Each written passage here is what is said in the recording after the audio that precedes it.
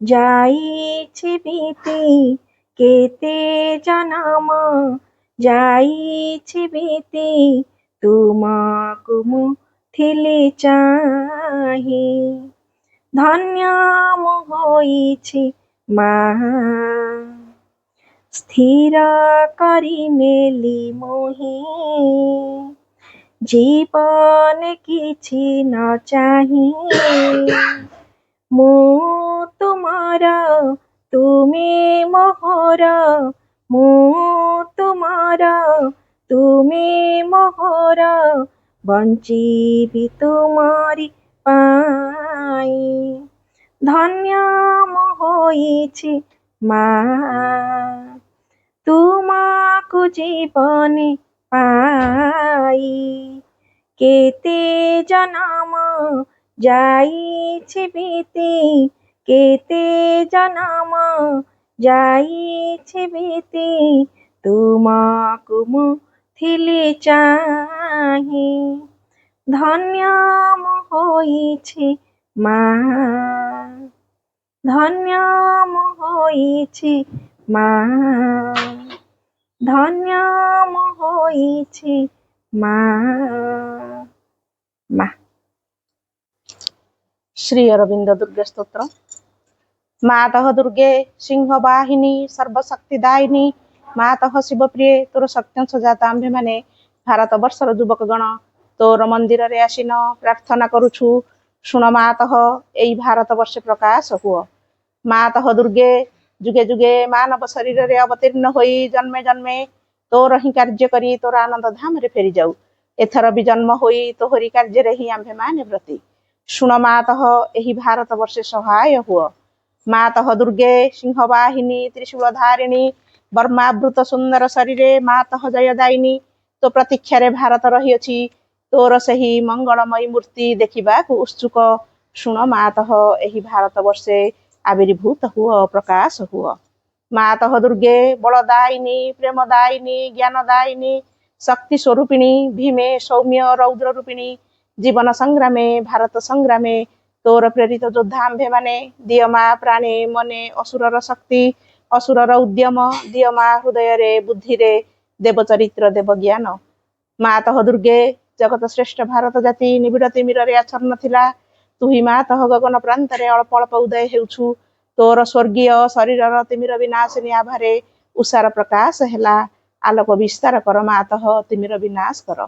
मातः दुर्गे श्यामला सर्वसौंदर्य अलंकृता, ज्ञान प्रेम शक्तिर आधार भारत भूमि तोर विभूति आज पर्यंत शक्ति सहरण रे आत्मगोपन करिथिला। आगत सही जुग आगत सही दिन जेतेबेले समग्र विश्वर भार स्कंदरे बहन करी भारत जननी उठुअछि। आस मातः प्रकाश हुओ। मातः दुर्गे तोर संतान आम्भे माने तो प्रसाद रे तो प्रभाव रे महत कार्य महत भावर उपयुक्त हेउ। हे मातः विनाश कर क्षिद्रता, विनाश कर स्वार्थ, विनाश कर भय। मातः दुर्गे काली रूपिणी नुमुंड मालिनी दिगंबरे कृपाण पाणी देवी असुर विनाशिनी क्रूर निनादरे अंतःस्तरीपु विनाश कर।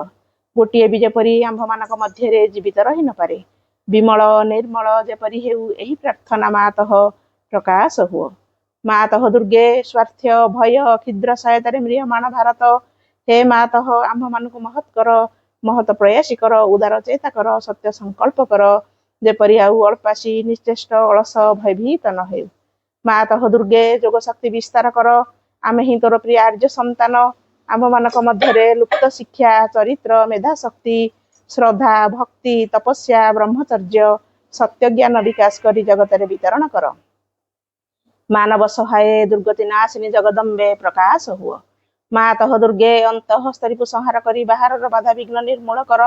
बलशाली पराक्रमी उन्नत चेता आर्य जाति भारतर पवित्र कानने उर्वर क्षेत्रे गगन सहचर पर्वत तले पुतः सल्ला नदी तीरे एकता प्रेम सत्य शक्ति शिल्प साहित्य विक्रम ज्ञान रे श्रेष्ठ होई निवास करू।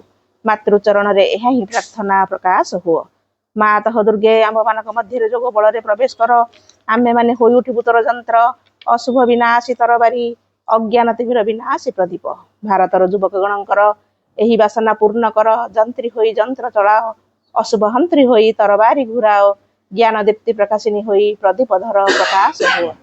माँ तह दुर्गे तोते पाइले आ विसर्जन करिबु नाही। श्रद्धा भक्ति प्रेमर डोरे बांधी रखिबु। आस माँ तह आंभ मानक मन प्राण शरीर रे प्रकाश हुआ। वीर मार्ग प्रदर्शिनी आस आउ विसर्जन करिबु नाही। आंभ मानक समग्र जीवन हेउ निरवच्छिन्न मातृपूजा। आंभ मानकर सकल कार्य अविरत पवित्र प्रेममय शक्तिमय मातृसेवा व्रत हेउ। ଏହା ହିଁ ପ୍ରାର୍ଥନା ମାତଃ ଭାରତରେ ଆବିର୍ଭୂତ ହୁଅ ପ୍ରକାଶ ହୁଅ। ବର୍ତ୍ତମାନ ଆମେ ଆଲୋଚନା ପ୍ରସଙ୍ଗକୁ ଆସିବା ଆଉ ଅଲଗା କିଛି ବହି ପଢାପଢି କରିବାନି। ପ୍ରଣାମ at the lotus feet of the divine mother. କରୁଣାମୟୀ ମା ପରମ ପ୍ରଭୁ ଶ୍ରୀ ଅରବିନ୍ଦ, ଉପସ୍ଥିତ ସମସ୍ତ ମାତୃ ସନ୍ତାନ, ମୋର ପରମ ସୌଭାଗ୍ୟ ଆପଣମାନଙ୍କ ସହିତ ମା ପୁଣି ଆଜି ଆଉ ଥରେ ଏକାଠି କରେଇଦେଲେ। ଆଉ ଇଏ ହଉଛି ସବୁ ସଂଯୋଗ। ମୁଁ କେବେ ଭାବିନଥିଲି କି ଇଚ୍ଛା ବି କରିନଥିଲି। ଯାହା ହଉ ମାଙ୍କ ପାଖରେ କୃତଜ୍ଞତା ଜ୍ଞାପନ କରିବା। ଗୋଟେ ବଡ କଥା ହଉଛି ଯୋଉ ମାଙ୍କ ପାଇଁ ଆମ ଜୀବନ, ସେଇ ମାଙ୍କ ସହିତ ଆମେ କେମିତି ସମ୍ପର୍କିତ ହଉଛେ, ଏଇ ମାଙ୍କ ସହିତ ଆମର ସମ୍ପର୍କଟା କେମିତି। ଅନେକ ଘରେ ମାଙ୍କ ଫଟୋ ରଖିଥାନ୍ତି, ଫୁଲ ଧୂପ ଦଉଥାନ୍ତି, ଆମ ଘର ଦିଅଁ ଦେବତାଙ୍କ ଭଳିଆ ତାଙ୍କୁ ମାନିଥାନ୍ତି, ଠାକୁର ପୂଜା କଲା ଭଳିଆ ତାଙ୍କୁ ପୂଜା କରୁଥାନ୍ତି। ସେ ଖରାପ ବି ନୁହେଁ, କିନ୍ତୁ ସେଥିରେ ଆମେ ନିବିଡ଼ତମ ଭାବେ ମାଙ୍କ ସହ ସମ୍ପର୍କିତ ହେଇପାରିବାନି। ହୃଦୟରୁ ଯୋଉ ସମ୍ପର୍କଟା ତିଆରି ହୁଏ, ଆତ୍ମାସ୍ତରରୁ ଯୋଉ ସମ୍ପର୍କଟା ତିଆରି ହୁଏ, ସେଇ ସମ୍ପର୍କଟା ତିଆରି ହେଇପାରେ ନା। ଆମେ ଯୋଉ ପାର୍ଥିବ ଜୀବନ ବଞ୍ଚୁଛେ, এই ପାର୍ଥିବ ଜୀବନରେ ଆମେ ଯେମିତି ଆମ ଛୁଆ ପିଲାଙ୍କ ସହିତ ଆମର ସମ୍ପର୍କ ରହୁଛି, ବାପା ମାଙ୍କ ସହିତ ସମ୍ପର୍କ ରହୁଛି, ଆମର ଘର ଦ୍ୱାର ସହିତ ସମ୍ପର୍କ ରହୁଛି, ଆମର ଟଙ୍କା ପଇସା ସହିତ ସମ୍ପତ୍ତି ସହିତ ଆମର ଯେମିତି ଗୋଟେ ସମ୍ପର୍କ ରହୁଛି, ତାକୁ ନେଇକି ଆମେ ଯେତେ ବ୍ୟତିବ୍ୟସ୍ତ ବା ବେଶୀ ଚିନ୍ତିତ, ଆମେ କଣ ଏଇ ମାଙ୍କ ପାଇଁ ସେତିକି ଚିନ୍ତିତ ହେଇଛୁ? ଏ ଗଭୀରରେ ଆମେ ପଚାରିବା ନିଜକୁ, ସତରେ କଣ ଆମେ ସେତିକି ଚିନ୍ତିତ ହେଇଛୁ? ହେଇନୁ। ମାଙ୍କୁ ଆମେ ଆଡିସନାଲ ହିସାବରେ ରଖିଛୁ, ମାଙ୍କୁ ମୁଖ୍ୟ କରି ରଖିନୁ। ଯୋଉଦିନ ଆମେ ମାଙ୍କୁ ମୁଖ୍ୟ କରିବା ଆଉ ସବୁଗୁଡା ଠିକ ହେଇଯିବ ହେଲା। ଆମ ସ୍କୁଲରେ ଗୋଟେ ଛୁଆ ପଢୁଥିଲା, ଭଲ ରେଜଲ୍ଟ କଲା, ତାକୁ ଟପର ଯୋଉ ନାଁ ସବୁ ବାହାରେ ପେପର ଭରି ବାହାରିଲା, ବଢିଆ ପିଲା, ଭଲ ନମ୍ବର A+ ପାଇଥିଲା। ତାର ମଝିରେ ଗୋଟେ ଦେହ ଖରାପ ହେଲା, ତାର କିଛି ଦିନ ପରେ ତାର ଡେଥ୍ ହେଇଗଲା। ତାଙ୍କ ପରିବାର ପାର୍ଶ୍ୱରୁ ହୁଏ, ମୁଁ ତା ବାର୍ଷିକ ଉତ୍ସବକୁ ଯାଏ। ଆଉ ତାକୁ ମୁଁ କହିଲି, ତା ମା ଭାରି ଭାଙ୍ଗି ପଡିଥାନ୍ତି। ମୁଁ ତାଙ୍କ ଘରକୁ ଯାଇକି ତା ମାଙ୍କୁ ବୁଝେଇଲି, ମୁଁ ଏମିତି ଭାଙ୍ଗି ପଡିଲେ ଚଳିବନି। ଛୁଆଟିର ଦେହ ଯେତେବେଳେ ଖରାପ ହେଇଥିଲା, 50 କିଲୋମିଟର ଦୂର ସେ ଛୁଆ ମୋ ଭିତରେ ଆସିଲା, ଯେହେତୁ ପିଲାଟା ମାଙ୍କୁ ଭଲ ପାଏ, ପରିବାର ସମସ୍ତେ ମାଙ୍କୁ ଭଲ ପାଆନ୍ତି, ସେ ଆମ ପରିବାର ଅନ୍ତର୍ଭୁକ୍ତ, ଅର୍ଥାତ୍ ମାଙ୍କ ପରିବାର ଅନ୍ତର୍ଭୁକ୍ତ। ତେଣୁ ଆମ ପରିବାର ଭିତରେ ଜଣେ କି ଅସୁବିଧାରେ ପଡିଲେ ଆମେ ତ ଆଟଲିଷ୍ଟ ତା ପାଇଁ ପ୍ରାର୍ଥନାଟେ କରିପାରିବା। ତେଣୁ ମୁଁ ଆମ ସ୍କୁଲରେ ଛୁଆଙ୍କୁ କହିକି ପ୍ରେୟାର କରେଇଲି ଯେ ଦେହ ଟିକେ ଖରାପ ଅଛି, ତେଣୁ ଆମେ ଟିକେ ତା ପାଇଁ ପ୍ରାର୍ଥନା କରିବା। ଆଉ ଆମେ ତ ବଡ ସାହାଯ୍ୟ କିଛି କରିପାରିବାନି, ଫିଜିକାଲି ଭାବରେ କିଛି ସାହାଯ୍ୟ କରିପାରିବାନି। ଯଦି ମାଙ୍କ କୃପାକୁ ଆମ ପ୍ରାର୍ଥନା ଦ୍ୱାରା ଆଣିକି କାର୍ଯ୍ୟକାରୀ କରେଇ ପାରିଲେ, ମାଙ୍କ କୃପା ଯଦି କାମ କଲା, ସେଇଠି ସବୁଠୁ ବଡ ସାହାଯ୍ୟ। ଆଉ ସେଇଟା ହିଁ ଆମର ସେ ପିଲା ପ୍ରତି ବା ମାଙ୍କ ପ୍ରତି କୃତଜ୍ଞତାପୂର୍ଣ୍ଣ ଭାବ। ଯଦି ଆମେ ସତରେ ମାଙ୍କୁ ଭଲ ପାଉଛୁ, ତାହେଲେ ଆମେ ମାଙ୍କର ପ୍ରଭାବକୁ ସମସ୍ତଙ୍କ ପାଖରେ କ୍ରିୟାଶୀଳ କରାଇବାରେ କେମିତି ଯନ୍ତ୍ର ହେଇଛୁ, ସେଇଟାକୁ ନିଜକୁ ପଚାରିବା। ମୁଁ ଯଦି ଅନ୍ୟମାନଙ୍କ ଭିତରେ ମାଙ୍କ କୃପାକୁ କାର୍ଯ୍ୟକାରୀ କରେଇ ପାରିଲି, ବା ତା ପାଇଁ ଯଦି ମୁଁ ପ୍ରାର୍ଥନା କରିପାରିଲି, ଅନ୍ୟ ଜଣଙ୍କର ଅସୁବିଧା ମୋର ଅସୁବିଧା ବୋଲି ମୁଁ ଅନୁଭବ କରିପାରୁଛି, ବିଶ୍ୱର ଦୁଃଖ ଯଦି ମୋର ଦୁଃଖ ବୋଲି ମୁଁ ଯଦି ଅନୁଭବ କରିପାରୁଛି, ତାହେଲେ ମୁଁ ଜାଣିବି ଯେ ଗୋଟେ ବିଶ୍ୱଗତ ଚେତନା ମଧ୍ୟକୁ ମୁଁ ଉଠିଛି।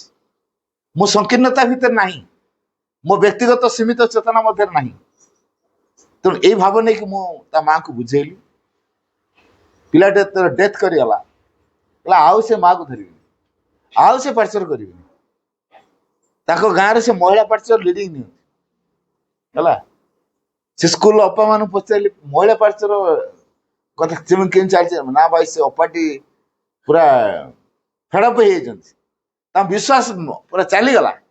ମୁଁ ଏତେ କରି ମାଙ୍କୁ ଡାକିଥିଲି ଏ କରିଥିଲି ମତେ ବି କହିଥିଲେ ଆଶ୍ରମକୁ ଚିଠି ଦେଇଥିଲେ ବ୍ଲେସିଂସ୍ ଆସିଥିଲା ବ୍ଲେସିଂସ୍ ଆସିଲା ପରେ ବି ବଞ୍ଚିଲାନି ତାଙ୍କର ବିଶ୍ୱାସ ମାଙ୍କର ବ୍ଲେସିଂସ୍ ଆସିଛି ସେ ବଞ୍ଚିବ ମୁଁ ତାଙ୍କୁ ବୁଝେଇଲି ଦେଖ ଆମେ ଯୋଉ ଭାବୁଛୁ ମାଙ୍କ ବ୍ଲେସିଂସ୍ ଆସିଲେ ବଞ୍ଚିବ ବଞ୍ଚିବାଟା ତା ପାଇଁ ବ୍ଲେସିଂସ୍ ର କାମ ନା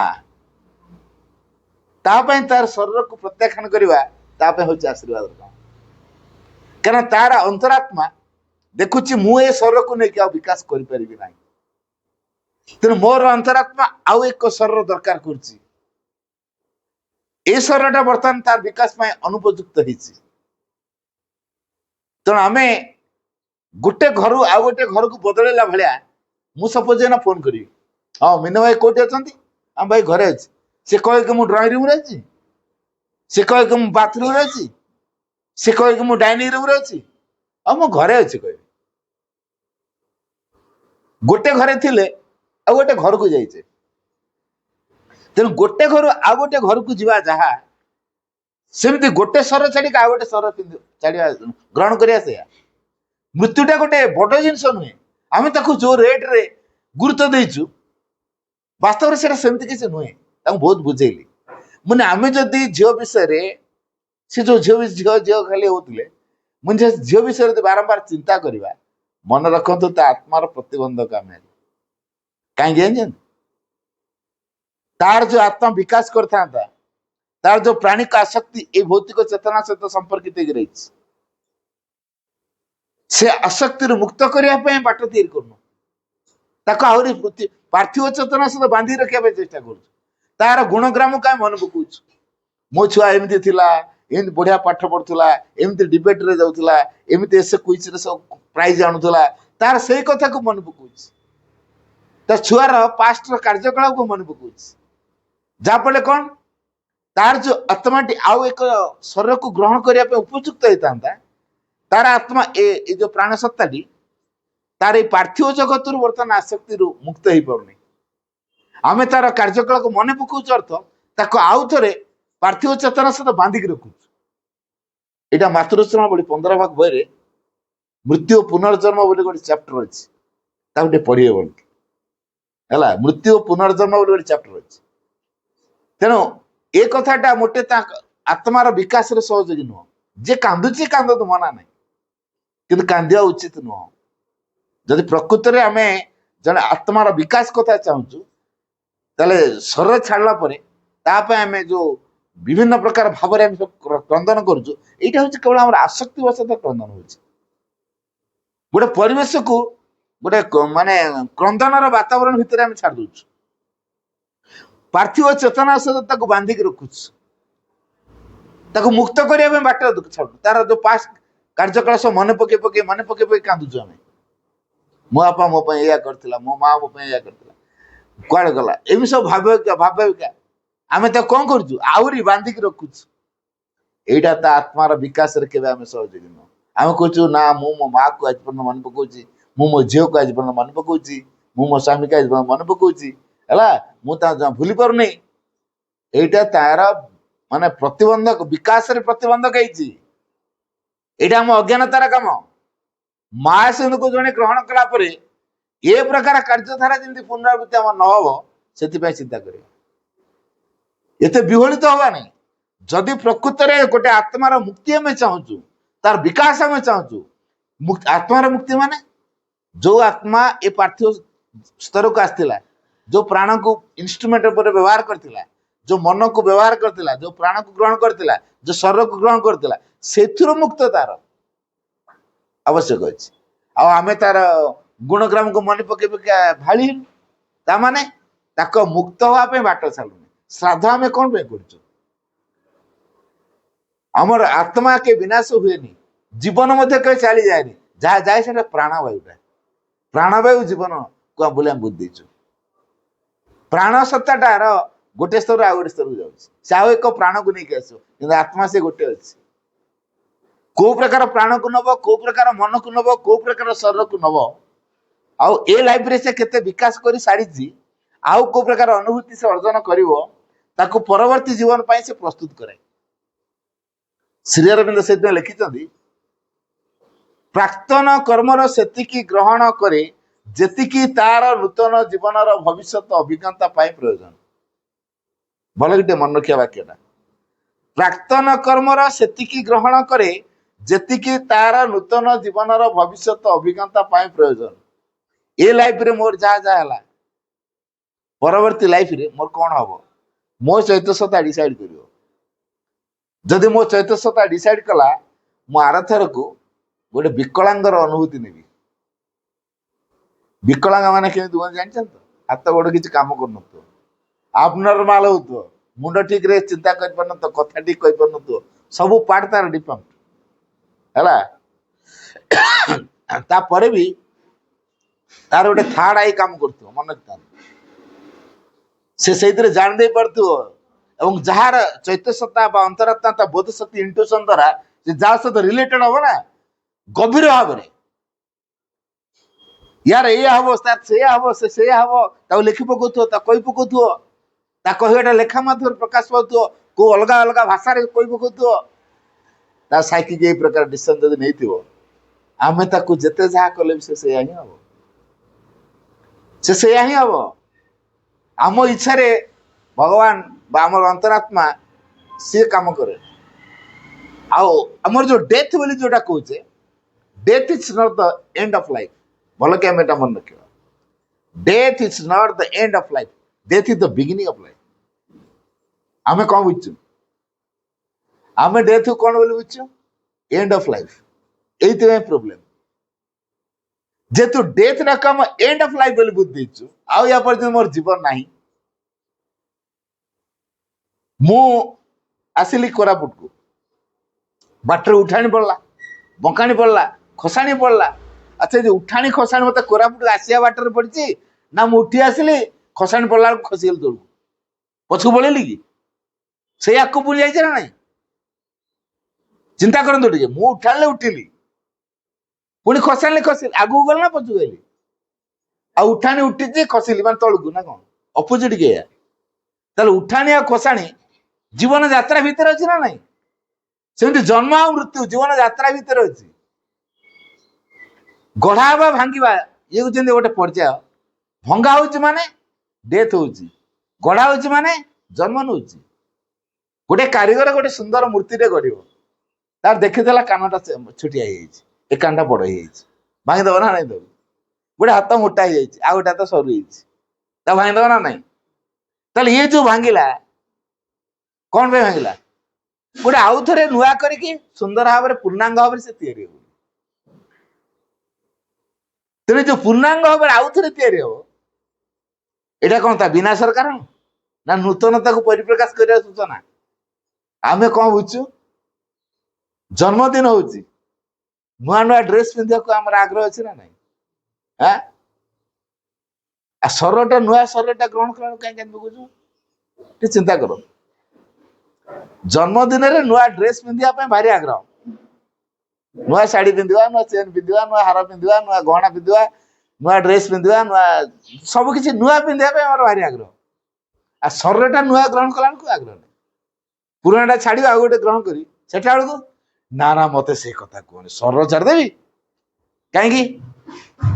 ଡ୍ରେସ ଛାଡି ଦଉଛି, ଗହଣା ପତ୍ର ଛାଡି ଦଉଛି, ଗୋଟେ ଗହଣା ଛାଡିକି ଆଉ ଗୋଟେ ନୂଆ ଗହଣା ପିନ୍ଧି ପକଉଛି, ଗୋଟେ ଡ୍ରେସ ଛାଡିକି ଆଉ ଗୋଟେ ଡ୍ରେସ ପିନ୍ଧି ପକଉଛି, ଗୋଟେ ଶରୀର ଛାଡିକି ଆଉ ଗୋଟେ ଶରୀର ଗ୍ରହଣ କରିପାରିବିନି? ଆଉ ତାହେଲେ ଗୋଟେ ଶରୀର ଛାଡିକି ଆଉ ଗୋଟେ ଶରୀର ଗ୍ରହଣ କରାହଉଛି, ତାକୁ କଣ କୁହାହଉଛି? ଡେଥ ହେଲା ବୋଲି। ପ୍ରକୃତ କଣ ଆତ୍ମାର ବିନାଶ ଥାଏ? ତାହେଲେ ଆମେ ବୁଝୁଛୁ ଆମେ ଶରୀର ବୋଲି, ଶରୀରଟା ନଷ୍ଟ ହେଇଗଲା, ସୌଦାର ସବୁ କିଛି ଚାଲିଗଲା। ଆମେ କଣ ଶରୀର କି? ନା ଆମେ ମନ, ନା ଆମେ ପ୍ରାଣ? ଆମେ ଯଦି ଆମ ଅସଲ ପରିଚୟଟା ଜାଣିପାରୁନୁ ଆମେ କଣ ବୋଲି, ତେଣୁ ଆମେ ବ୍ୟଥିତ ହଉଛୁ। Death is a transition between two lives. ମୃତ୍ୟୁଟା କଣ? ଗୋଟେ ମଧ୍ୟବର୍ତ୍ତୀ କାଳୀନ ସୋପାନ, କାହାର? ଦିଟା ଲାଇଫର। ପାଷ୍ଟ ଲାଇଫରେ ସେ କୋଉ ପର୍ଯ୍ୟନ୍ତ ଯାଇଛି ହେଲା, ଆଉ ଲାଷ୍ଟ ମୁଭମେଣ୍ଟଟା କୋଉ ପ୍ରକାର ଅଭିପ୍ସା ରଖିଛି, ଆଉ ଆଗାମୀ ଲାଇଫରେ କୋଉ ପ୍ରକାର ଶରୀରକୁ ସେ ନେଇକି ଆସିବ ସେ ଅଭିଜ୍ଞତାକୁ ଫୁଲଫିଲ କରିବା ପାଇଁ ମଝି ପିରିୟଡଟା ହେଲା ଡେଥ୍। ତେଣୁ death is a transition between two lives. ଆଉ ବିଶେଷ କରି ପରବର୍ତ୍ତୀ ବାର୍ଥଟା କମ ଦେହରେ ନିର୍ଭର କରିବ ପାଷ୍ଟ ଲାଇଫରେ ସେ କୋଉ ପ୍ରକାର ଅଭିପ୍ସା ରଖିଛି ସେଇ ଅନୁସାରେ ହବ।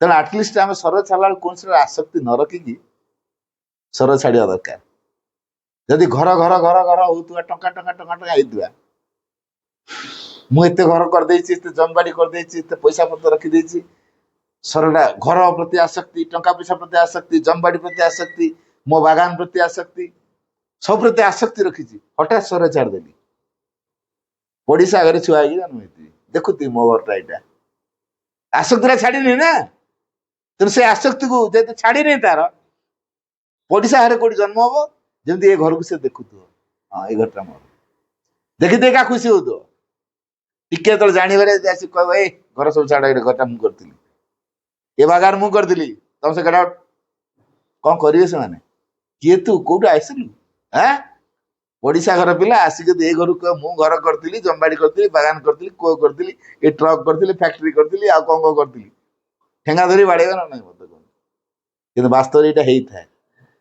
सी जोटा कह मिछ भी कहूनी पास्ट लाइफ से घर द्वार सब बनई से आसक्ति छाड़ी नहीं डेथ रा पड़ीसा रे से जन्म होती देखिए बोली आसक्ति छाड़ी नहीं तेना आटलिस्ट आम डेथ पूर्व ये आसक्ति छाड़ी आम डेथ रा हो स्वर छाड़ा पूर्व ये आसक्ति छाड़ा आसक्ति क्या प्रति रखा केवल माँ प्रति जदि माँ प्रति आसक्ति रखीचु पुणी आगामी जन्म रे माँ पाखु आरंभ हम जो छाड़ीचु से आरंभ हम मन रखी मुझे प्राइमरी स्कूल अच्छी 5 पर्यटन मुझे 5 पर्यटन पढ़देली आउ गोटे स्कूल को जी पढ़ी कौन कौट पढ़ी प्रथम पुणी आउ थे पढ़ी ना षष्ठ पढ़ी जो छाड़ी से आरंभ हम ना ना पंचम जाइए षष्ठ आरंभ हम ना पुणी से स्कूल बोली प्रथम कहतु आप सब पढ़ापढ़ी करता लोक कहतु ना कमी हुए आम गाँव में क्लास 5 पर्यटन अच्छी तापर सरला कि मो बापा ट्रांसफर होगा आउ गोटे जगह पलैली से पाठ पढ़ी षष्ठ रु पढ़ी ना प्रथम पुणी पढ़ी षष्ठ ठीक से भाया गोटे लाइफ में जो पर्यटन एक्सपीरियंस जाइए परवर्ती लाइफ से आरंभ हम तेणु जेहतु से आरंभ हम ए लाइफ से लाइफ सहित संपर्क अच्छी ना ना पंचम पर षष्ठ सप्तम अष्टम नवम दशम चलला पुणी दशम सरला कॉलेज सी धर कौटी गोटे +2 पढ़ सारी आउ कौटे +3 पढ़ सारी आउ कौटी मुझे पीजी करी ये सब अलग अलग हम ना ना कि गोटे क्रम चलती ना ना लाइफटा क्या कौटा ठीक आसा ना ना तेणु आम लाइफ कौ प्रकार आम साइकिल डिसीजन नहीं आम कौन कहीपर आम किए कहीपर तेणु असल कथा हूँ आम चैत्य सत्तांकर सिद्धांत मु डेथ रोड सहजिया फर्मुला कहूँ यहाँ से बहरे ना मो फर्मुलाटा है soul's intention plus God's sanction is equal to death वाक्य मान है soul's intention plus God's sanction is equal to death गोटे आत्मार चाहिवाटा हम स्वर छाड़ाटा को डेथ बोली जो कहु सी चाह साड़ू सुप्रीम ग्रांट करेंगे है सोल चाहब सुप्रीम जाए ग्रांट करेंगे तापर जाकि डेथ आस सोल चाहूँ तो सुप्रीम ग्रांट करना बड़ कष्ट हो जो सुइसाइड गुड़ा जो कर माने कथाटा कौन किए चाहिए मन रे डिप्रेशन आसी सुइसाइड कर दे टाइम आसला कि जी टर्म आसी तार विकास करने जी दिन पर्यंत कंप्लीट है से मधुरता को ब्रेक दे दूसरे बाकी जो एक्सपीरियंस गुड़ा तार पाइया कथा पाइले कि मुझे स्कूल एडमिशन होती 5 पर्यटन पढ़ी बोली मु तृतीय रु पलि आसली 4-5 पाठ मो रही ना नहीं आउ जो जी मत से पुणी कभर करा पड़े 4-5 पाठ ना मुझे षष्ठ पढ़ी पारि तेणु ये पढ़ी पारे ना आर मत षष्ठ सप्तम अच्छी ना ये पाठ कंप्लीट है ना से पाठ आरंभ हो पारा तेणु ये जो 4-5 क्लास पाठटा कौन प्रकार मत हासिल करा पड़ो परीक्षा दे पास करा पड़ो ताले षष्ठ सप्तम पाठ पढ़ी पारे कि स्कूल छाड़ देना कौटी पढ़ो सी तामें सुजोग थिला पंचम पढ़ियार सुजोगटा थिला 3 रु गला आउट पढ़ला नहीं है आज पंचम पास सर्टिफिकेट से न नौ षष्ठ से एडमिशन हो पार 3 ରୁ ଛାଡ଼ି ପଳେଇଲାଣି କ'ଣ କରିବ ସେ କୋଉଠୁ ଆଣିବ ନା ପଞ୍ଚମ ପାସ୍ ସାର୍ଟିଫିକେଟ୍ ଜାଣିପାରୁଛନ୍ତି ନା କେମିତି କଥା ଇଏ ଠିକ୍ ସେଇଭଳିଆ ସୁଇସାଇଡ୍ କେସ୍ ଭଳିଆ ଏଇଭଳିଆ ହୁଏ ହେଲା ଆପଣ ଗୋଟେ ନିର୍ଦ୍ଦିଷ୍ଟ ଟର୍ମ ନିର୍ଦ୍ଦିଷ୍ଟ ଏକ୍ସପିରିଏନ୍ସ ନେବା ପାଇଁ ଆସିଛନ୍ତି ସେଥିରେ ନ ସରିବା ପର୍ଯ୍ୟନ୍ତ ଆପଣ କହୁଛନ୍ତି ମୁଁ ସୁଇସାଇଡ୍ କରିଦେବି କରନ୍ତୁ ଅସୁବିଧା ନାହିଁ କିନ୍ତୁ ଯେଉଁ ଏକ୍ସପିରିଏନ୍ସଟା ବାକି ରହିଯାଇଛି ଏଇ ଲାଇଫ୍ ପାଇଁ ସେଇଠୁ ତ ଆଉ ସେଇଟା ନାହିଁ ଏଇ ଏକ୍ସପିରିଏନ୍ସଟା ନେବେ କେମିତି এই এক্সপিরিয়েন্স ନ ସରିବା ପର୍ଯ୍ୟନ୍ତ ଆର ଏକ୍ସପିରିଏନ୍ସ ଆରମ୍ଭ ହେଇପାରିବନି କୋଉ ପ୍ରକାର ଦହଙ୍ଗତ ଅବସ୍ଥାଟା ହଉଥିବ ଟିକେ ଅନୁମାନ କରିପାରୁଛନ୍ତି ଯେମିତି ତୃତୀୟ ଶ୍ରେଣୀରୁ ପଳେଇ ଆସିଛନ୍ତି ଆପଣ ସ୍କୁଲ ଛାଡୁଛନ୍ତି ବର୍ତ୍ତମାନ ସେ ସ୍କୁଲ ସାର୍ ଆପଣଙ୍କୁ ପଞ୍ଚମ ପାସ୍ ସାର୍ଟିଫିକେଟ୍ ଦେଇପାରିବେନି ହେଲା ତେଣୁ ଆପଣ ଷଷ୍ଠରେ ଆଡମିସନ ବି କରିପାରିବେନି ତାହେଲେ କ'ଣ ହେଲା ସେଇଠି 3 ରୁ ଗଲା ଲାଇଫ୍ ବେକାର ଇଏ ଠିକ୍ ସେ ଗୋଟେ ସୁଇସାଇଡ୍ କରୁଥିବା ଲୋକମାନଙ୍କର ଏଇ ପ୍ରକାର ଅବସ୍ଥା ଆସେ ତେଣୁ ସୁଇସାଇଡ୍ ଆଟେମ୍ପ୍ଟ ଆଦୌ ବିଜ୍ଞତାର କାମ ନୁହେଁ ହେଲା ତେଣୁ ଆମର ମାନବ ଜୀବନ ଏକ ଦୁର୍ଲଭ ଜୀବନ ବୋଲି କୁହାଯାଇଛି କ'ଣ ପାଇଁ ଦୁର୍ଲଭ ଜୀବନ ବୋଲି କୁହାଯାଇଛି ତାର କାରଣ ଆମେ ଗୋଟେ ଅନ୍ତରାତ୍ମା ପାଇଛୁ ଯୋଉଟା ଅନ୍ୟ କାହାକୁ ଦିଆହେଇନି ଏଇଥିପାଇଁ ଆମେ ଆମ ଜୀବନଟା ଦୁର୍ଲଭ ଜୀବନ ମାନବ ଜୀବନ କାହିଁକି ଦୁର୍ଲଭ ଜୀବନ ତା ଅନ୍ତରାତ୍ମା ପାଇଁ ମାନବ ଜୀବନ ହେଉଛି ଦୁର୍ଲଭ ଜୀବନ ତା ଅନ୍ତରାତ୍ମା ଯୋଗୁ ସିଏ ମାନବ ସ୍ତରକୁ ଅତିକ୍ରମ କରି ଭଗବାନ ହେଇପାରିବ ଯୋଉଟା କି ଦେବାଦେବୀ ମାନଙ୍କ ପାଖରେ ଏ ସୁଯୋଗଟା ଦିଆହେଇନି କେବଳ ମନୁଷ୍ୟମାନଙ୍କୁ ଦିଆହେଇଛି ତାପରେ ବି ମନୁଷ୍ୟ ତାକୁ ଅବହେଳା କରୁଛି ତା ବିକାଶ ପାଇଁ କରୁଛି ପ୍ରଯତ୍ନ କରୁନି ତେଣୁ ଏଇ ଅନ୍ତରାତ୍ମାର ଆବିଷ୍କାର ଅନ୍ତରାତ୍ମାର ବିକାଶ ୟାରି ଉପରେ ଯେ ଗୁରୁତ୍ୱ ଦଉଛି ତା ଜୀବନ ପ୍ରୋଗ୍ରେସ କରିକି ଚାଲିବ ଡିପ୍ରେସନ ଚୈତ୍ୟ ସପ୍ତାହ ତଳେ ଜଣଙ୍କର ଖୋଲିଯିବ କ'ଣ କ'ଣ ହବ କେତେଟା ସିମ୍ପଟମ୍ ଖାଲି କହୁଛି ଚୈତ୍ୟ ସପ୍ତାହ ଖୋଲିଗଲେ ପ୍ରଥମ କଥା ଆପଣଙ୍କ ଭିତରେ ଗୋଟେ ପ୍ରେମ ଭାବ ତିଆରି ହେବ ଯୋଉ ପ୍ରେମଟା କୌଣସି ମାନବୀୟ ପ୍ରେମ ନୁହେଁ ଆମ ମାନବୀୟ ପ୍ରେମରେ ଦେଣନେଣ ହିସାବ ଅଛି ବାର୍ଗେନିଂ ଅଛି ହେଲା ସେଠି ଆମ ଘରୁ କେତେ ଜଣ ଆସିଥିଲେ କେତେ ଟଙ୍କା ଦେଇଥିଲେ ବାହାଘରରେ 1000 ଟଙ୍କା ଦେଇଥିଲେ 2 ଜଣ ଆସିଥିଲେ ଶାଢ଼ୀଟେ ବି ଦେଇଥିଲେ ଠିକ୍ ଅଛି ଆମର ବି ଶାଢ଼ୀଟେ ଦେଇଦିଅ 1000 ଟଙ୍କା ଦେଇଦିଅ 2 ଜଣ ପଳଉ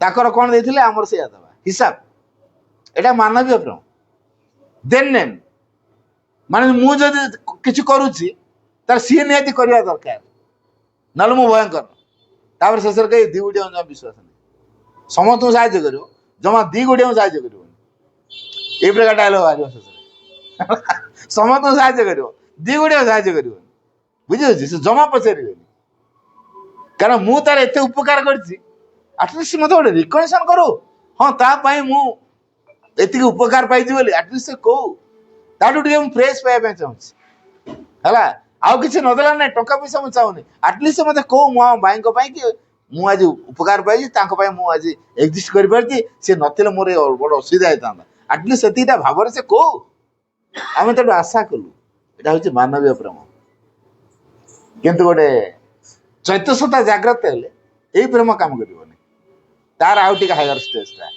ୟାର ହାୟର ଷ୍ଟେଜଟା କ'ଣ ନିରହଙ୍କାର ନିଃସ୍ୱାର୍ଥପର ବିଷୟଗତ ପ୍ରେମ କ'ଣ କହିଲି ଟର୍ମଟା ବୁଝିଗଲା ନିରହଙ୍କାର ନିଃସ୍ୱାର୍ଥପର ବିଶ୍ୱଗତ ପ୍ରେମ ଭାବ ତିଆରି ହେବ ସେଠି ଅହଙ୍କାର ବୋଧ ନଥିବ ମୁଁ ତ କିଛି କରୁନି ଏବେ ମୁଁ ଭାବୁଛି ମୁଁ ସବୁ କରିଦେଇଛି ମାନବୀୟ ପ୍ରେମରେ କ'ଣ ମୁଁ ତାର ଏତିକି କରିଦେଲି ମେଡିକାଲରେ ଟ୍ରିଟମେଣ୍ଟ ହେଇପାରିନଥାନ୍ତା ମୋର ସେ ଡାକ୍ତର ଚିହ୍ନା ଥିଲେ ମୁଁ ମାଗଣାରେ ଔଷଧ ଦିଆ କରେଇଲି ଅପରେସନ ବି ଖୁବ୍ କମ୍ ପଇସା ଭିତରେ ଅନ୍ୟଠୁ ଲକ୍ଷ ଟଙ୍କା ନେଲା ବେଳକୁ ମୁଁ ଟଙ୍କା 10,000 ଅପରେସନ କରେଇଛି ତାପରେ ସେ କୃତଜ୍ଞ ହବନି ମୋ ପ୍ରତି ହେଲା ତେଣୁ ମୁଁ କରେଇଛି ମୁଁ ତାର ଉପକାର କରିଛି ଏକଥା କହୁଛୁ ନା ନାହିଁ କିନ୍ତୁ ଯେତେବେଳେ ଚୈତ୍ୟ ସପ୍ତାହ ଜାଗ୍ରତ ହେଇଯିବ ଏଇ ମୁଁ କାର ବୋଧ ରହିବନି ନିରହଙ୍କାର ଅହଙ୍କାର ବୋଧ ରହିବନି ଆଉ ନିଃସ୍ୱାର୍ଥପର ସ୍ୱାର୍ଥପର ଭାବେ ରହିବନି ହେଲା ମୁଁ ତାର ଏତିକି କରିଛି ଆଟଲିଷ୍ଟ ମୋର କିଛି କରିବା ଦରକାର ମୋର ଏଇ କାମ ପାଇଁ ମୁଁ ତାର ଏଇଟା କରିଥିଲି ନହେଲେ ମୁଁ କିଏ ସେ କିଏ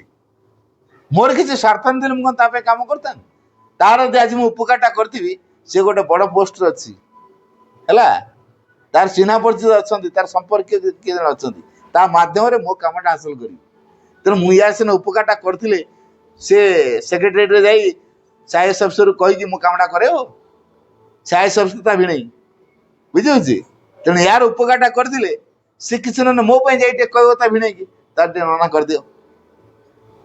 ତେଣୁ ଆଉ ଗୋଟେ କାମ ହାସଲ କରିବା ଲକ୍ଷ୍ୟ ନେଇକି ସେ କାମଟା କରିଛି। ଏଇଟା କଣ ହେଲା? ସ୍ୱାର୍ଥ। ତେଣୁ ଆମେ ଯେତେବେଳେ ଆମେ କାହା ପାଇଁ ଗୋଟେ ଉପକାର କରୁଛୁ କଣ ସ୍ୱାର୍ଥ ରଖିଛୁ ତା ଭିତରେ? କିଛି ଗୋଟେ ଫାଇଦା ଦିଅ। ମୁଁ ଯଦି ଆମ ବସ୍କୁ ଯଦି ତେଲଉଛି ତା ମାନେ କଣ? ମୁଁ କୁଆଡେ ଯିବି ମତେ ଟିକେ ଛୁଟି ଫୁଟି ସାଙ୍ଗସନ୍ କରିବେ। ମୋ ଅଫିସରୁ ମୁଁ ହାତରେ ରଖିଥିଲେ ସେ ମତେ ଗ୍ରାଣ୍ଟ କରିବେ, ନହେଲେ ଗ୍ରାଣ୍ଟ କରିବେନି। ତାଙ୍କୁ ସବୁବେଳେ ଆଜ୍ଞା ଆଜ୍ଞା ଠିକ ବଢିଆ, ହଁ ଠିକ ଅଛି ମୁଁ କରିଦେବି, ସବୁବେଳେ ତେଲେଇକି ରଖିଥିବି। ତା ନହେଲେ ମୁଁ କୁଆଡେ ପାର୍ସଲ କାମ କରିବି ସେ ଗ୍ରାଣ୍ଟ କରିବେନି ପୁରା ସିଏ ହେଲେ ହେଲା। ମୋର ଗୋଟେ ଉଦ୍ଦେଶ୍ୟ ରହିଛି, ମୋ ଛୁଟିଟା ସେ ଗ୍ରାଣ୍ଟ କରିବା ଦରକାର। ତେଣୁ ତାଙ୍କୁ ଏବେ ତେଲେଇବା ଆରମ୍ଭ କରି ସିଏ କଣ ହଉଛି ଯାହା ବଢିଆ ପିଲାଟା ହେଲା, ବଢିଆ ପିଲା ଯାହା କହିଲେ ଆଜ୍ଞା ଆଜ୍ଞା ଖାଲି କରୁଛି। ବୁଝିହଉଛି କି ମୋର ଏଇ ଆଜ୍ଞା ଆଜ୍ଞା କରିବା ଭିତରେ ମୋର ସ୍ୱାର୍ଥ ଅଛି ନା ନାହିଁ? ଏ କଥା କିଏ ବୁଝିପାରୁଛି? ତେଣୁ ମଣିଷ ଯଦି ଆଉ ଜଣଙ୍କର ଉପକାର କରୁଥାଏ, ଯଦି ତାଠୁ କିଛି ପାଇବାର ଆଶା ରଖିକି ଉପକାର କରୁଥାଏ, ସେଟା ସ୍ୱାର୍ଥପର। ଚୈତନ୍ୟତା ଜାଗ୍ରତ ହେଲେ ମୁଁ ତାଠୁ କଣ ପାଇବି ସେ ଆଶା ନଥିବ ହେଲା। କୌଣସି ସ୍ୱାର୍ଥ ରଖିକି ସେ କାମ କରେନି ବା ମୁଁ କରିଛି ବୋଲି ବଡ ପଣିଆ ଦେଖେଇ ହୁଏନି।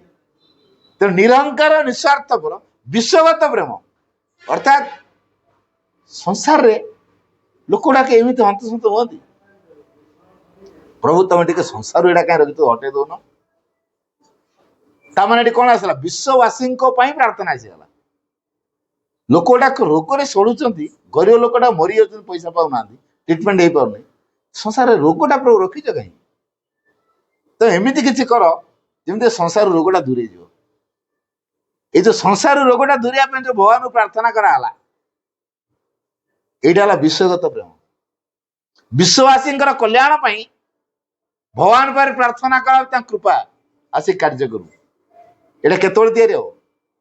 ଯେତେବେଳେ ନିରହଙ୍କାର ନିଃସ୍ୱାର୍ଥପର ବିଶ୍ୱଗତ ପ୍ରେମ ତିଆରି ହବ। ଖାଲି ସହଜ ହବନି। ନିରହଙ୍କାର ନିଃସ୍ୱାର୍ଥପର ବିଶ୍ୱଗତ ପ୍ରେମ ଆସିଲେ ଆଉ ସାଇକିକ ଜାଗ୍ରତ ହେଲେ ଏଇଟା ହବ। ଦ୍ୱିତୀୟ କଥା, ଯଦି ସାଇକିକ ଜାଗ୍ରତ ହୁଏ, ଆମେ ଯୋଉ ଭଗବାନଙ୍କୁ ଦଉଛୁ ଦଣ୍ଡିଆ ପକେଇ ବାଳିଆ ଟାଣୁଛୁ, ଫୁଲ ଦଉଛୁ, ଧୂପ ଦଉଛୁ, ପାର୍ସଲ କରୁଛୁ, ତାପରେ ଆଶା ରଖିଥିବୁ ମୋ ଝିଅଟା ପାର୍ସଲ କରୁଛି ନିହାତି ଗୋଟେ ଡକ୍ଟରଟେ ହବା ଦରକାର, ନହେଲେ ସେ ପାର୍ସଲ କାହିଁ କରିବ? ଏବେଠୁ ଆଶା କଲାଣି ମୋ ଝିଅକୁ ମୁଁ ପାଠ ଚକ୍ର ଧାରାରେ ପକେଇବି, ବଡ ହେଲେ ସେଦିନ ମା ଯେନ୍ତା ଗୋଟେ କୃପା କରିବେ ଡକ୍ଟରଟେ ହବ। ଯଦି ଡକ୍ଟର ସେ ନହେଲା, ଛାଡ ତମ ପାର୍ସଲ ମୋର କରିବା ଦରକାର ନାହିଁ। ଏତେ ଦିନଠୁ ତମକୁ ପ୍ରାର୍ଥନା କରି କରି ଆସୁଛି ମୋ ଝିଅକୁ ଗୋଟେ ଡକ୍ଟରଟେ କରିବି ବୋଲି, କି ମୋ ପୁଅକୁ ଗୋଟେ କମ୍ପ୍ୟୁଟର ଇଞ୍ଜିନିୟର କରିବି ବୋଲି, କମ୍ପ୍ୟୁଟର ସାଇନ୍ସ ପାଠ ପଢୁଛି, ତମେ ସେତିକିଟା ଗ୍ରାଣ୍ଟ କରୁନ, ତମକୁ ଆଉ ଡାକି କଣ ଫାଇଦା? ତାମାନେ ଭଗବାନଠୁ କିଛି ପାଇବାର ଆଶା ରଖି ମୁଁ କରୁଛି ହେଲା।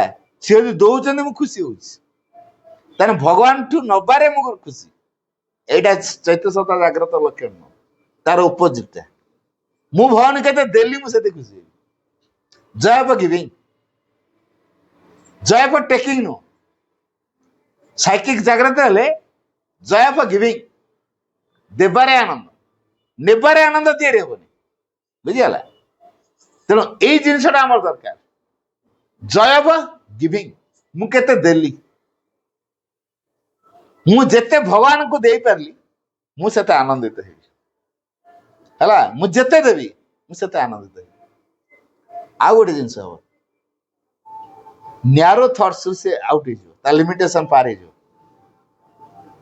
ଅର୍ଥାତ୍ ସଂକୀର୍ଣ୍ଣତାର ଗଣ୍ଡି ଭିତରୁ ସେ ବାହାରିଯିବ, ଏକ ବିଶାଳତାର ପ୍ରସାରତାର ଭାବ ତା ଭିତରେ ତିଆରି ହେବ। ମୁଁ ଆଉ ଗୋଟେ ପୂର୍ଣ୍ଣାଙ୍ଗ ଶିକ୍ଷାର ଅଭିଭାବକ ଭୂମିକା ବହିରେ ଗୋଟେ ବାଣୀ ଲେଖିଛନ୍ତି, ନିଜର ବ୍ୟକ୍ତିଗତ ସଂକୀର୍ଣ୍ଣ ଜୀବନକୁ ନେଇ ବ୍ୟସ୍ତ ରହିବାଠୁ ବଳି କଦର୍ଯ୍ୟ ବସ୍ତୁ ଏ ସଂସାରରେ ଆଉ କିଛି ନାହିଁ। ବାଣୀ ମନେ ରହିଲା? ଆଉ ଥରେ କହୁଛି, ନିଜର ବ୍ୟକ୍ତିଗତ ସଂକୀର୍ଣ୍ଣ ଜୀବନକୁ ନେଇ ବ୍ୟସ୍ତ ରହିବାଠୁ ବଳି କଦର୍ଯ୍ୟ ବସ୍ତୁ ଏ ସଂସାରରେ ଆଉ କିଛି ନାହିଁ। ସଂସାରରେ ଯଦି ସବୁଠୁ କଦର୍ଯ୍ୟ ବସ୍ତୁ କୋଉଟା କୁହାଯାଏ, ସେଟା କଣ? ନିଜର ବ୍ୟକ୍ତିଗତ ସଂକୀର୍ଣ୍ଣ ଜୀବନକୁ ନେଇ ବ୍ୟସ୍ତ ରହିବା ହେଲା। ସାଇକିକ ଜାଗ୍ରତ ହେଲେ ସେ ଆଉ ନିଜର ବ୍ୟକ୍ତିଗତ ସଂକୀର୍ଣ୍ଣ ଜୀବନକୁ ନେଇ ସେ ବ୍ୟସ୍ତ ହୁଏ ନାହିଁ। ଅର୍ଥାତ୍ ସମସ୍ତଙ୍କର କଲ୍ୟାଣରେ ତାର କଲ୍ୟାଣ, ତାର ଅନ୍ୟମାନଙ୍କ ପ୍ରତି ଗୋଟେ ଗୁଡ ୱିଲ୍ ତିଆରି ହେଇଯାଏ, ଅନ୍ୟମାନଙ୍କ ଦୁଃଖ ତାର ଦୁଃଖ ହେଇଯାଏ। ଅନ୍ୟମାନଙ୍କ ପାଇଁ ସେ ପ୍ରାର୍ଥନା କରି ପକାଏ। ଅନ୍ୟମାନଙ୍କ ପାଇଁ ସେ ଭଗବାନଙ୍କୁ ସବୁବେଳେ ପ୍ରାର୍ଥନା କରୁଥାଏ। ପ୍ରଭୁ ବିଶ୍ୱାସୀଙ୍କୁ ସୁଖରେ ରଖ। ଯୀଶୁ ଯେମିତି କହୁଥିଲେ କଣ୍ଟା ପୋଡ଼ି ପକେଇଲେଣି ଜିଅନ୍ତା ଲୋକଟାକୁ, ତାପରେ କହୁଥିଲେ ହେ ପିତା ଏ ମନୁଷ୍ୟମାନେ କଣ କରୁଛନ୍ତି ଜାଣିନାହାନ୍ତି, ତମେ ତାଙ୍କୁ କ୍ଷମା କର। ଆଉ ଆମର କଣ୍ଟା ପିଟି ଦେଇଥିଲେ କଣ କରିଥାନ୍ତି? ଯୀଶୁ ସିନା ଏ କଥାଟା କହିଥିଲେ, ଆମେ ତୁଟେ ମୁଁ ଯଦି ବଞ୍ଚିଗଲି ତ ମାନେ ଗଲି ତ ଗଲି ଠିକ ଅଛି, ଆଉ ଯଦି ବଞ୍ଚିଯାଏ ତ ସବୁ ପାଟ କରି ପଲିଥିନ୍ ପ୍ୟାକେଟ କରି ତ ଘରୁ ପଠେଇ ଆମେ କହିବା ନା ନାହିଁ, ମତେ ମାରିଦଉଛି ଯଦି ଦେ ଭଲ କଥା, ଯଦି ବଞ୍ଚିଲି ତାପରେ ମୁଁ କଣ କରିବି ଦେଖିବୁ ଟିକେ ହେଲା। ଆମେ ଏହା କହୁଛୁ କି ନାଇଁ? ଯୀଶୁ କଣ କହିଲେ? ହେ ପିତା ଏ ମନୁଷ୍ୟ ମାନେ କଣ କରୁଛନ୍ତି ତା ଜାଣିନାହିଁ, ତମେ ତାଙ୍କୁ କ୍ଷମା କରିଦିଅ ହେଲା। ଗୋଟେ ଲୋକ ଜିଅନ୍ତା ଲୋକଟା କଣ୍ଟା ଫୁଟେଇକି ମାରୁଛନ୍ତି, ତାପରେ ସେ ତାଙ୍କ ପାଇଁ ପ୍ରାର୍ଥନା କରନ୍ତି ଏମାନେ କଣ କରୁଛନ୍ତି ଜାଣିନାହାନ୍ତି, କ୍ଷମା କରିଦିଅ। କୋଉ ପ୍ରକାର ପ୍ରେମ ଟିକେ ଚିନ୍ତା କରନ୍ତୁ। ତେଣୁ ଆମର ସେମିତି ବିଶ୍ୱବାସୀଙ୍କ ପାଇଁ ପ୍ରାର୍ଥନା ହେଲାଣି କି? ହେଇନି। ଅତି ବେଶୀ ହେଲେ ଆମ ପରିବାରର କାହାର ଦେହ ପାଲା ତା ପାଇଁ ପ୍ରାର୍ଥନାଟା ବାହାରିବ ଅତି ବେଶୀରେ, ନା ଜଗତ ସାରା ଲୋକଙ୍କ ପାଇଁ ପ୍ରାର୍ଥନା ବାହାରିବ। ପାକିସ୍ତାନ ମାନେ ଉପଦ୍ରବ କରୁଛନ୍ତି, ବାହାରିବ ପ୍ରାର୍ଥନା ପାକିସ୍ତାନ ବାସୀଙ୍କୁ ମା ଭଲ କରିଦିଅ, ସେମାନେ ଏମିତି ବନ୍ଧୁକ ନ ଧରନ୍ତୁ, କହିବ? କୁହନ୍ତୁ ଦେଖିଆ, ମୋ ହାଉଡରେ ପଡ ନାହିଁ, ସେ ଆତଙ୍କବାଦୀ ସବୁ ଆଗେ ଗୁଡୁମ କରିଦିଅନ୍ତି, କହିବାର ନାହିଁ। ଏଇନା ଭାବ ତିଆରି ହବ କି ଯେ ପାକିସ୍ତାନ ବାସୀଙ୍କ ପାଇଁ ମା ଟିକେ କୃପା କର, ସେ ଆଉ ଅସ୍ତ୍ର ଧରିବେନି, ଯୁଦ୍ଧର ମନୋଭାବକୁ ଦୂରେଇ ଦେବେ। ପ୍ରାର୍ଥନା କରି ହଉଛି? ସିଏ ବି ତ ଭଗବାନ ପିଲା ନା, ଆମେ ଯେମିତି ଭଗବାନ ପିଲା ସିଏ ଭଗବାନ ପିଲା। ତେଣୁ ହିଂସାତ୍ମକ ଭାବ, ପାଶବିକତାର ଭାବ, ଅଚେତନାର କାର୍ଯ୍ୟ ସେମାନେ କାହିଁ କରୁଛନ୍ତି? ତାଙ୍କ ହୃଦୟ ଭିତରେ ତାଙ୍କ ପ୍ରଭୁ ସେତିକିଟା କୃପା କର, ପ୍ରାର୍ଥନା ବାହାରି ପାରିବ? ବାହାରି ପାରିବ। କାହିଁକି? ଆମେ ଚେତନାରେ ସେତିକି ପ୍ରସାରିତ ହେଇବୁ ହେଲା। ତେଣୁ ତାଙ୍କ ପାଇଁ ଆମର ସେଇ ପ୍ରକାର ପ୍ରାର୍ଥନା ଭାବ ତିଆରି ହେଇପାରୁନି। ତେଣୁ ନିରଙ୍କାର ନିଃସ୍ୱାର୍ଥର ବିଶ୍ୱଗତ ପ୍ରେମ ପ୍ରସାରତାର ଏକ ଭାବ, ସଂକୀର୍ଣ୍ଣତାର ଗଣ୍ଡିରୁ ବାହାରି ଯାଇ ଏକ ପ୍ରସାରତାର ବୋଧ। ଅନ୍ୟମାନଙ୍କ ପ୍ରତି ଗୋଟେ ଗୁଡିଲ, ସେ ସବୁବେଳେ ଗୁଡିଲ କାମ କରେ। ତାର ଲଭ ଆଫେକ୍ସନ ଭିତରେ ସେ ସମସ୍ତଙ୍କୁ ବାନ୍ଧିବ। ତା ଭିତରେ ଗୋଟେ ଏକତ୍ୱ ବୋଧ, ଅସଙ୍ଗତିପୂର୍ଣ୍ଣ କାର୍ଯ୍ୟ, ଅସାମଞ୍ଜସ୍ୟପୂର୍ଣ୍ଣ କାର୍ଯ୍ୟକୁ ସେ ପସନ୍ଦ କରିବନି ହେଲା।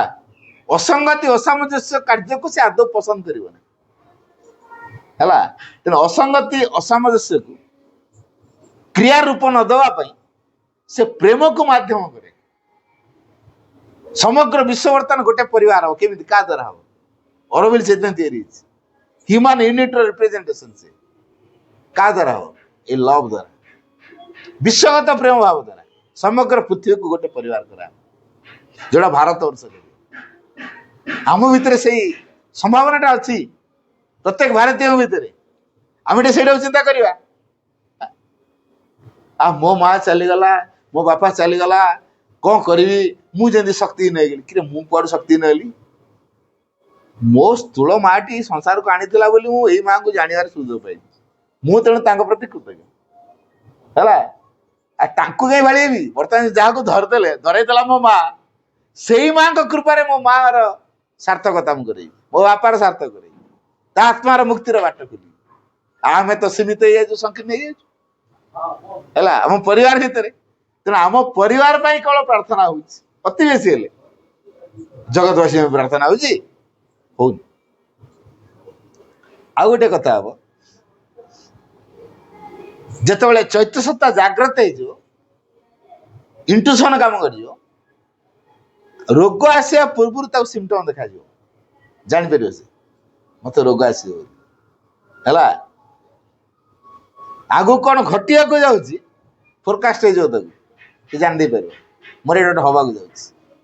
ଫୋରସାଇଟ୍, ଏ ଯୋଉ ଫୋରସାଇଟ୍ ଟା ଆସିବ, ସେ ଆଗରୁ ଜାଣିପାରିବ, ରୋଗ ହବା ପୂର୍ବରୁ ତାକୁ ଲକ୍ଷଣ ଦେଖାଯିବ, ବା ସେ ଜାଣିପାରିବ ତା ଭିତରେ ଭାବ ଆସୁଛି। କାହା ଦ୍ୱାରା? ସାଇକିକ ଆୱେକେନିଂସ। ସାଇକିକ ସବୁବେଳେ ସତ୍ୟ ଦୃଷ୍ଟିରେ କାମ କରେ। ଇଣ୍ଟୁସନ ଆମକୁ ସତ୍ୟର ପ୍ରେରଣା ଦିଏ। ସେ ମନକୁ ନେଇକି ଇନଷ୍ଟ୍ରୁମେଣ୍ଟ ରୂପରେ କାମ କରେନି, ଇଣ୍ଟୁସନକୁ ନେଇକି। Masidh Uncle, it is by cultivating intuition that one prepares to live in the future. Intuition ଟା ଉପରେ କଲଚର କରିବା ସବୁଠୁ ବଡ କଥା। କଣ କହିଲି ବାଣୀ ମନେ ନେଲା? ଆଉ ଥରେ କହୁଛି, It is by cultivating intuition that one prepares to live in the future. ସମ୍ବୋଧି ଉପରେ ଅନୁଶୀଳନ କରିବା ଦ୍ୱାରା ଆମର ସବୁବେଳେ ସମ୍ବୋଧି ଉପରେ ଅନୁଶୀଳନ, এই ସାଇକିକର ପ୍ରଭାବରେ ସମ୍ବୋଧି ଉପରେ ଅନୁଶୀଳନ ହବ, ଯାହାକି ଆମକୁ ଭବିଷ୍ୟତ ନିମିତ୍ତ ବଞ୍ଚିବା ପାଇଁ ପ୍ରସ୍ତୁତ କରେଇଦେବ। ତାପରେ ଆଉ ଗୋଟେ ବଡ଼ କାମ ହୁଏ, ସାଇକିକ ଆୱାକେନ୍ ହେଲେ ଡିପ୍ରେସନ ଦୂରେଇ ଯାଏ। ଲାଇଫରେ ଡିପ୍ରେସନ ଡେଫିନେସନ ପଚାରିଲା ଆସିବନି। ଆମକୁ ତାର ଡେଫିନେସନ କହିଲେ ବଢିଆ ବର୍ଣ୍ଣନା କରିବା, 5 ପୃଷ୍ଠା 10 ପୃଷ୍ଠା ନା ଲେଖିଦେବା ଡିପ୍ରେସନ, ରଚନା ପଢିବ ଡିପ୍ରେସନ, କିଏ କେତେ ପେଜ ଲେଖି ପକେଇବ ହିସାବ ବାହାରେ, କାରଣ ସବୁ ଡିପ୍ରେସନ ଭିତରେ ଅଛୁ, ଫୁଲ ଏକ୍ସପିରିଏନ୍ସ ଆମର ଅଛି ହେଲା, ଫୁଲ ଏକ୍ସପିରିଏନ୍ସ ଆମର ଅଛି। ରଚନା ପଢିବ ଡିପ୍ରେସନ ଲେଖ, କିଏ କେତେ ପ୍ରକାର ଭାବରେ ଡିପ୍ରେସନ ହେଇଛି, ଡିପ୍ରେସନ ତାର କଣ କଣ ହୁଏ, କୋଉ କୋଉ ଭାବନା ଆସେ, ତା ଅବସ୍ଥା କଣ ହୁଏ, ଖାଇବା ପିଇବା ଭୁଲିଯାଏ, କଣ ବାୟା ପାଗଳ ଭଳିଆ ସେ ଘୁରୁ ବୁଲୁଥାଏ, କଣ କଣ ସବୁ କରି ପକାଏ, ସେ ସବୁଟା ଲେଖି ପକାଉ, ତା ଅନୁଭୂତି କଥା ଲେଖି ପକାଉ।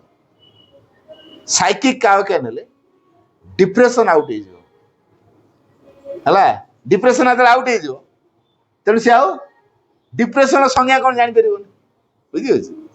ଆଉ ଗୋଟେ କଥା ହବ, ସାଇକିକ ଆୱାକେନ୍ ହେଲେ ତା ଭିତରେ ଗୋଟେ ଚିୟରଫୁଲନେସ୍ ଆସେ, କନଫିଡେଣ୍ଟ ଆଉ ଚିୟରଫୁଲନେସ୍ ହେଲା, ଏଇ ଜିନିଷଟା ସେ ସବୁ ପରିସ୍ଥିତିରେ ବଜାୟ ରଖେ। କନଫିଡେଣ୍ଟ, ମାଙ୍କ ଉପରେ କନଫିଡେଣ୍ଟ ବି ଅଛି, ଆଉ ସବୁ କିଛି ଭିତରେ ଚିୟରଫୁଲ ଭାବ ତାର ସବୁବେଳେ ହସୁଥିବ, ତା ମୁହଁରେ ବିଷର୍ଣ୍ଣ ଭାବ ଦେଖାଯିବ, ସବୁବେଳେ ଗୋଟେ ହସ ହସ ମୁହଁ ତାର ଦେଖାଯିବ। ଏଇ ହସ ହସ ମୁହଁଟା କୌଣସି ଦୁଃଖକୁ ପ୍ରବେଶ କରିବାକୁ ସୁଯୋଗ ହବନି। ଦୁଃଖ କୋଉଠୁ ଆସିବ ତାର, ତା ଟଙ୍କା ପଇସା ଅଭାବ ତା ଦୁଃଖ ଦିଏନି, ତା ଏଇ ଯୋଉ ଚିୟରଫୁଲ ଭାବ ଦୁଃଖକୁ ଆଉଟ୍ କରିଦିଏ।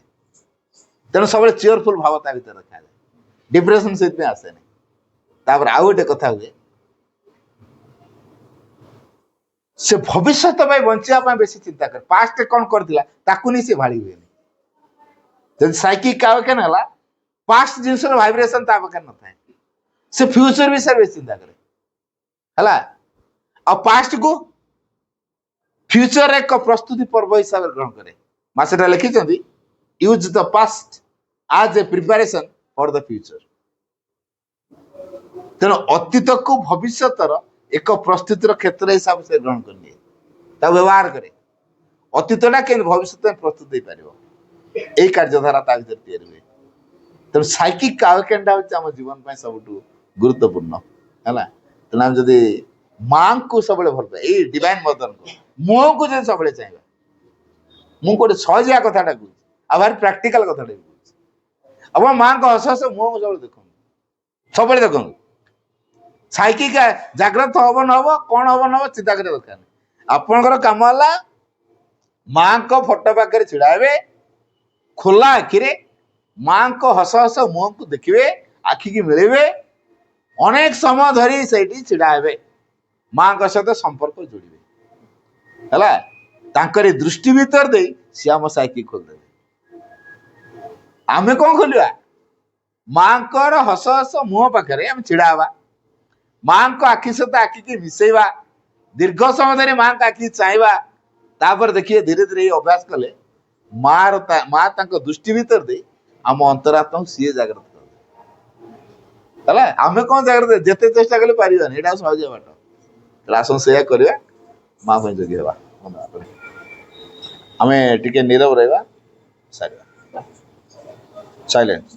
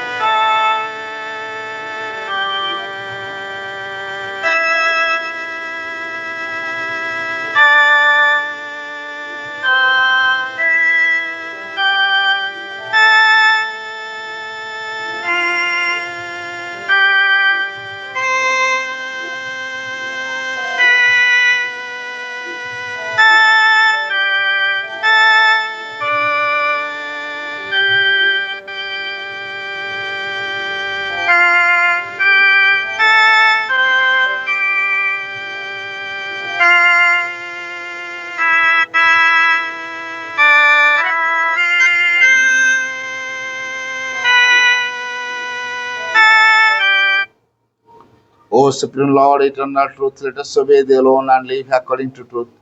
परमोच्च प्रभु सत्य नित्य त्वामेव केवलम अनुवर्ता महि सत्यम अनुजवाम केवलम। हे परम प्रभु चिरंतन सत्य, आमे केवल तुमरी आज्ञा बहु उठू और सत्यर विधान को आश्रय करी जीवन धारण करू। ओम आनंदमयी चैतन्यमयी सत्यमय परमय। ओम शांति शांति शांति।